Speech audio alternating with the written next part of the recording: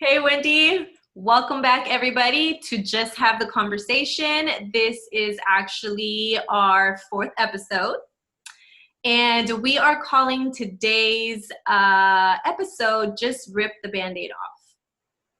And it actually started out of a conversation that we were just having about, 4th of July just happened, and there were a lot of back and forth whether we had something to celebrate or whether we didn't. And I feel like I was in my feelings when it came to that because I do come from a different country that has, been very hard to live in. So just like a little quick background, I'm from El Salvador. I was born there.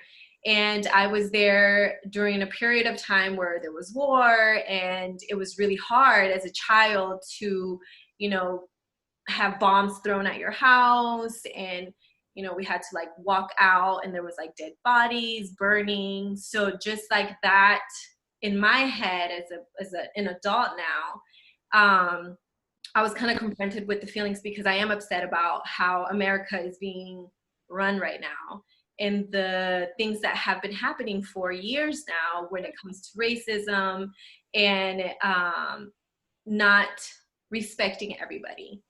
Yeah. But at the same time, I still felt a little, I still feel grateful to be able to be here and have a better life. And that was the conversation that I started with you where, you said it's okay to feel both ways and it's okay to, be blessed to be in a country where you're not getting bombs thrown at you, but also be upset at the fact that there is a lot of injustice that needs to be changed. Yeah. Yeah. And the way I see it is, I think the analogy I used earlier was dating.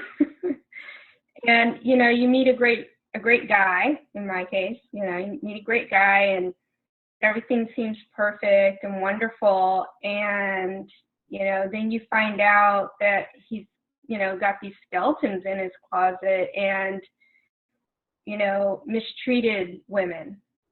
And maybe he's not mistreating me, but, he's done some things in the past that, were really harmful to other people. So it's okay to say, well, my experience is this and it's good, but I don't agree with, the way that other people were treated. Mm-hmm. And so like in America, there's a lot that's great here. I don't hate America. I really don't. I feel very fortunate to be here and to be born here and to live here. I do believe that there have been a lot of skeletons hidden away in the closet, in the basement, in the attic. In the park.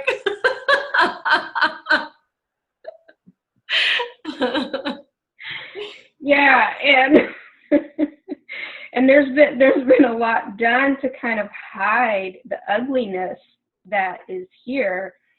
And I think that with what's going on right now, with all the unrest, and it's Black Lives Matter, it's campaigns, it's the indigenous people, like, with Mount Rushmore, for example, the Dakota Pipeline. I mean, there's so much, right? The Me Too movement with women being mistreated. There's a lot that has been kind of hidden away and avoided. And I think that what's happening now is they're ripping off a Band-Aid, and it's all being exposed, and it's overwhelming because it's so much at once. Right. And I think, it was a conversation that I had with one of my friends too. It's not that maybe it hasn't been, because I'm pretty sure that if we were to go to places where people are living this on a day-to-day basis, we would have a different conversation right now. But we are fortunate enough to live in a place where, we don't see as much turmoil as other people do.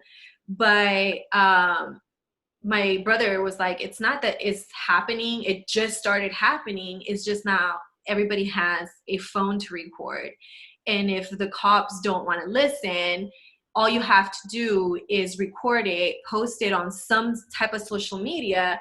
And if it's something legit that people are going to be angry about, you are going to hear about it, which I feel like that's what's happening now. You know, racism has been going on for years. Like, you know, you told me a story where you were followed at the store for like 20-30 minutes and you were, you know, younger. And, you know, I have a story where it was actually, we had just came from El Salvador. I didn't know any English, but this lady was like screaming at my mom when we were waiting to cross the street. And I knew at the time that it was like, cause I was scared. But my mom ain't the one to back down. So my mom started cussing her out in Spanish because she knew that she was like saying something rude to us, you know? But it's been like little scattered situations that I have encountered. So it hasn't been like in my face that much. But now, you know, like I was telling you, it just all these posts on Facebook and Instagram, it's just like one after the other one where it's just like hate and anger and people beating up people and, you know, the Karens coming out and, you know, like it's just so much that now it's in our face and now we can't ignore it because it's just, it's there. So I feel like the Band-Aid was definitely ripped, like super hard. It wasn't like, you know, you try to take it off little by little and, you know, it was just like, rah! And it was like all this crap just came out. And now everybody's like, dude, like it's crazy. Because, you know, we're both Pisces, we're both feelers. So it's just, you know, having a conversation with Gabe and I'm like, you know, he's like, dude, you don't watch the news and now you watch the news. And, you know, I felt it like this whole past week, I felt like because I wanted to be more informed of the things that are going on right now because we, you know, started doing this this YouTube video. You know, we need to be more informed because before it was just kind of like, oh, it doesn't matter to me. Let me put a Band-Aid on that. Or this one, I don't need to see it. You know what I mean? But now trying to be in touch with everybody's pain has brought me down, which is so weird, you know, like I was working out on a daily basis. I was eating better, staying away from the, you know, the refrigerator and eating my salads. And I found like all last week, it was just ice cream and chips and I didn't work out. And, you know, finally I snapped out of it, thank God, because my husband was the one that was like, hey, you haven't worked out in this last days. Like that has to be something that's affecting you. And I was like, dude, you're right. So, you know, the injustice of everything that's going on with Vanessa Guillen and how she disappeared in April and they didn't find her remains until now. Trying to comprehend the pain that her family is feeling is just, I wouldn't be able to deal with that. Like that's, to me, it's just, you know, everything that happened, the way that it happened to her, the things that I feel that could have been done different by, you know, the army, and it's just so many different emotions, so many different things. And then, you know, talking about the Native Americans and how they keep being disrespected over and over again. It takes a toll. And definitely this whole, I think maybe like 3 weeks, ever since we started this, I've been feeling like it's a lot, but it's in a good way because now I don't have the blinders on where I'm just, you know, kind of going through life thinking that everything's okay when it really isn't. Because if there isn't justice for one community, then there's definitely going to keep being injustice. Look at these poor little babies right now dying of COVID-19 in the camps that they have them because they're immigrants. You know what I mean? Right. There's so many women that are coming out saying now that they were sexually abused in these Right. concentration camps. I don't know what to even call them. Like that to me is just ridiculous, how you can take a child from a mother and keep them separate, like In a cage. in a cage. Like that just blows my mind. Yeah. But this is why we're here, because we want to have these difficult conversations that are so hard to have, but they need to be, I feel, spoken out loud in order for you to actually feel exactly what it is that which should be anger, which should be, you know, it should make you sick to know that there are people in the world that are just suffering so much, and really, we're not really doing anything about it. I agree. And, you know, I mean, there's a lot of points you hit on that I would like to, you know, expand, but I think I'll just focus on what you were just saying about having these hard conversations and how we're not really doing anything about it. I struggled this weekend because I was getting really frustrated with, you know, seeing some of the posts as well, and all of the hate and anger, and, you know, and I had someone respond to something I had said, and it was so negative and just nasty. And I thought, okay, first of all, you don't know me, so what you're saying doesn't apply, you know. But it made me think, and I think part of the problem is that we're not listening to each other. We're not, you know, taking in what people are saying, what they're expressing, what they're feeling, and thinking about it. You know, it's all this reaction of, well, I'm angry, or yeah, I'm going to say I'm angry too, and do this and that. And it's not about that. I think that if people just took a moment to say, okay, there's some really bad, horrible, vile things that happen in America. It happened in the past, and it's happening now. But there are some really good things too. So let's do more of the good, right, while we address the bad. Right. Let's talk to each other and figure out yes, how we can make changes to make it a better place for everybody, not just one group of people. right, Not just for men, or not just for white people, or not just for Black people, or not just for kids, or, you know, there's no reason why we can't just say, okay, let's just start from scratch and say everyone in America should be treated like a freaking human being. Period. Color shouldn't matter. Gender shouldn't matter. You know, like you were saying before, it shouldn't matter if they're black, white, yellow, brown, red, green, blue, purple, gay, straight, trans. It shouldn't matter. It shouldn't matter if you're male, female, if you're 60 years old, 100 years old, or 2 months old. Everybody is a human, period. And that's what should be focused on, period.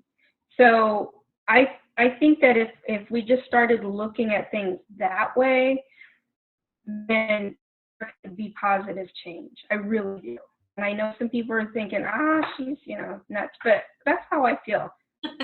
I don't think you're nuts. I feel like that it shouldn't be, you know, who's wrong, who's right, who is doing it better, who's doing it worse. It should be, how can we all come to an understanding where we can all stand together and be on the same level, on the same page, and nobody needs to feel inferior to anybody, regardless of nothing. And, you know, I feel like that's completely like what you said about we're not listening to each other. I feel like everybody's so ready to react.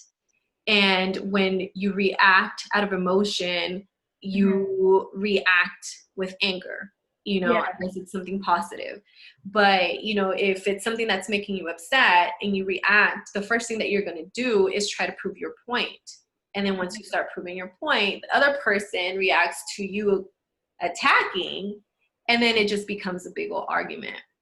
I feel that what we need to do, and I feel like me and you are doing that, because I feel like, you know, with this whole conversation that we had where I was kind of on the fence, where it was like, you know, I love this country, but then I don't like parts of it. And you were just like, you know, gave me the whole analogy with the boyfriend. And I was like, dude, you can feel blessed, but also angry at the same time. Because, you know, like I feel because I couldn't explain it to you before. And then after that, like now I'm like, okay, I am in a country where, you know, I don't have to see war. I don't have to live through it. So therefore I feel very blessed about it. But then I'm also in this country where I know that things need to change. And I don't have to sit here and keep trying to choose sides of being blessed and being right. This is wrong. This needs to change. What am I going to do as a person to make sure that the people around me don't have to go through the things that my friends are going through or that my family members are going through, and start doing that ripple effect where, you know, if it starts at home, it's going to go out in the community, and then it's just going to keep spreading and spreading. And right. I feel like right now a lot of people are just expressing a lot of anger, and they have the right to do so, because there's so many things that are wrong and that need to change. But then I feel also that if you are expressing a lot of anger, you also need to be doing something to change it. Because if you're just spitting out hate, then you're just you're fueling that hate fire. You're not putting it out. And what we need to worry about now is putting out that fire, that negative, and start, you know, making changes. Like, where do I go to change policies? Where do I go to make sure that, you know, women aren't being harassed, and where kids are being well taken care of, and where you can drink water out of a faucet and not die? You know, like, that's things that it's not just about putting it out there. Oh, I'm upset about this. No, I'm upset about it, but this is what we're doing. Yes. So you also have to take action if you're mad about something, because just because you react to it, it doesn't mean that you are doing the right thing. Right. I agree. And I think that's where, you know, there needs, like you said, there needs to be change, is that there needs to be action. And I understand the initial response of being angry. We're human beings, so we have emotions. Right. But I think what needs to happen is, okay, be angry, you know, feel it, but then think, okay, what is the root cause of the problem? How can I help change it? Exactly. You know, what can I do within my scope, within my world, to change it? Not everyone can go out and protest. Not everyone can go to City Hall and make a speech, right? Not everyone can run for mayor. But everybody has their own gifts, right? Their own world that they're living in, that they can make one tiny change that can help the rest of their community. So, for example, you know, I work in healthcare. I don't have direct contact with patients, but what I can do is, you know, encourage my staff to treat each other with respect. Encourage them to treat their coworkers with respect, regardless of what the position is, regardless of how long they've been working there, right? You know, to focus on carrying yourself in a respectful way and speaking to each other in a respectful way. So, you know, I think sometimes people freeze and they don't know what to do, because I went through this. I didn't know what to do. I was so frustrated at one point when all of this started, and I thought, I can't leave the house. I have health conditions that don't allow me to march. What can I do? And I felt helpless. But then I realized, wait, I can organize a kneel-in. I can do minor things. I can talk to my friend. Start a YouTube video. Yeah, we can try to reach a few people. Even if 2 people watch the video and it helps them understand, you know, that they have the power to make positive change, then we've done something, right? That's how I feel too. Like, you know, Samara is about to be 2 in September, but I know, my baby girl. But the fact that she's going to be able to look back at these videos, if they're still up there, I mean, she can probably research them. Maybe we're going to blow up. Maybe we're not. But just it makes me feel good to be able to think when I'm gone, for her to be able to listen to how I feel about other human beings. You know, it's not just, oh, my mom probably liked, you know, Native Americans, or probably liked Black people. No, like, I loved everybody, no matter what background, no matter what, like, nothing. Just, if you're nice to me and you love me, I'm going to be nice to you, and I'm going to love you. I'm going to respect you. Right. Even the people that have done me dirty in the past, like, I'm just like, well, I mean, you're not in my life. Why am I going to bother with you? I'm not sitting here, like, throwing shade or hate when it comes to it. And I feel like that's going to be something that's going to help her when she gets to be an adult, because, you know, right now I'm not working, I'm staying at home, but I am reading the books. And you actually gave her a book about the LGBT community. And, you know, we read that book to her. We bought other books when it comes to, like, Native American stories and other people's backgrounds, because this world is so rich of so many beautiful things. And we rob ourselves from learning and enjoying other people's richness. Yeah. You know what I mean? So I want her to be able to sit here and travel the world and not feel like she's less than anybody or more than anybody. Like, right. My parents taught me that, and that's something that I love them for. You know, my dad, when I started dating, he's like, I don't care if he's green, I don't care if he's orange, I don't care. You know, he's like, as long as he loves you and he respects you, then I have no problem. And never did I ever have an issue with that. And every single person that we brought home, my parents were so giving and so welcoming, where that showed me the type of person that I wanted to be.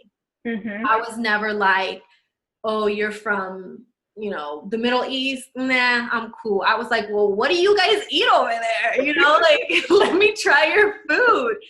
Things like that I feel like matter.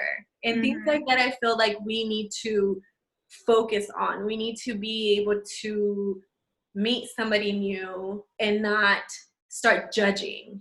We need to be able to see that person. It's like, what can I gain from you that's going to make me a better person? And what can you gain from me that's going to make you a better person? Yeah. Yeah. And I love that. And, you know, what you said about Samara, you're raising a person, a good person, a person that's going to contribute in a positive way to the world, right? And why not do that? You know, why? I guess I don't understand people out in the world that are okay being hateful and vile and mean and disrespectful, and teaching their kids to flip off people and say bad words. And I don't understand that. And part of me thinks, well, maybe those people just don't love and respect themselves. For sure. Maybe they're just missing that piece. Sure. But at some point, you've got to be sick of feeling that. And, you know, I hope that at some point they find peace. I don't know what the solution is, but that's one thing that I struggle with is, you know, why do people want to be awful? Like, aren't you tired? Doesn't it wear you out? Aren't you, you know, wouldn't you rather just have fun and, you know, enjoy life? Have people like you back? Like, right? What's wrong with that? Without making them, right? Without ordering them to applaud for you or like you.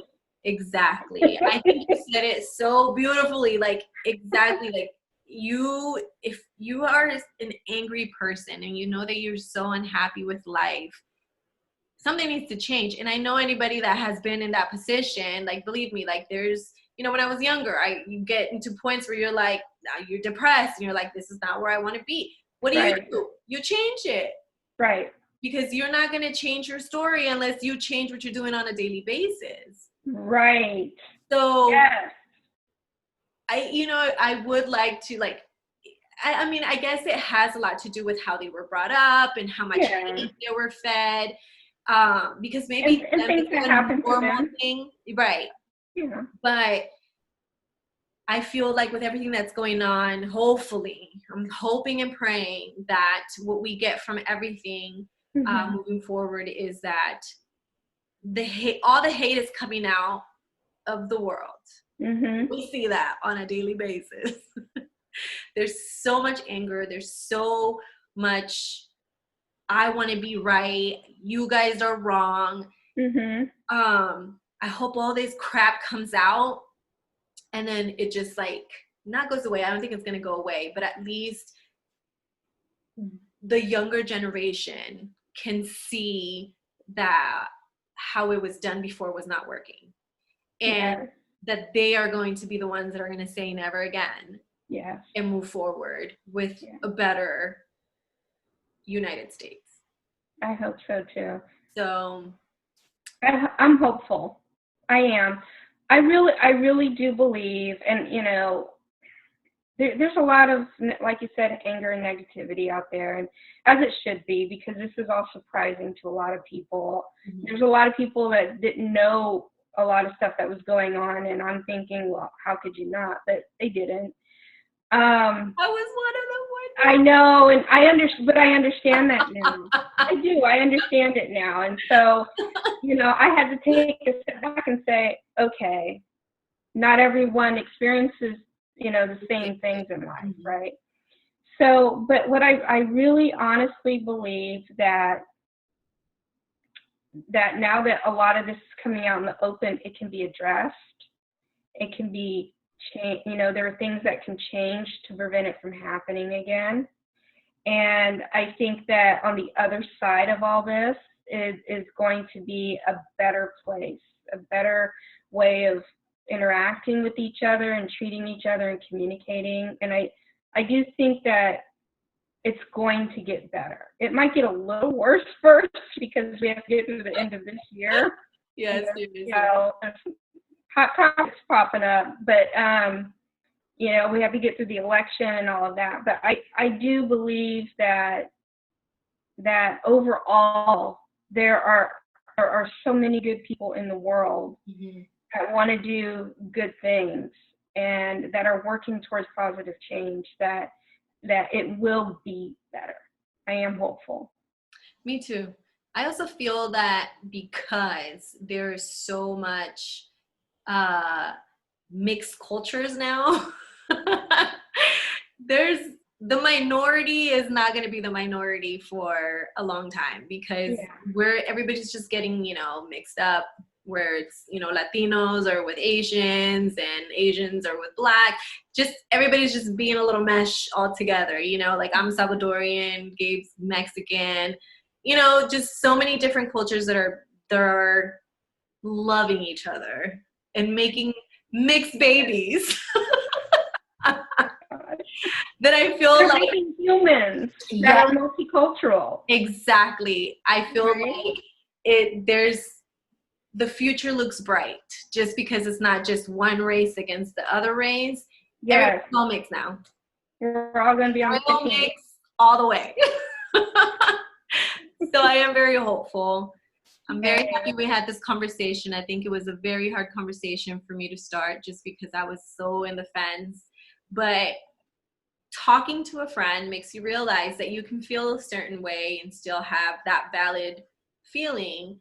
But when you get to hear the other person's perspective, you can change it and you can be all better now. Yeah. So hopefully we did that. And whoever's listening today is able to gain that perspective. It doesn't matter if you're wrong. It doesn't matter if you're right. If it feels right for you and it's something positive, then it's good. Yes. Any closing thoughts, Miss Wen? No, I think that was a good way to sum it up. I'm glad we talked about this today, and I hope someone gains something valuable from it. Yay. Okay, so we'll see you guys episode 5. Thank you for tuning in. I love you, Wendy. Love you. Bye. Bye.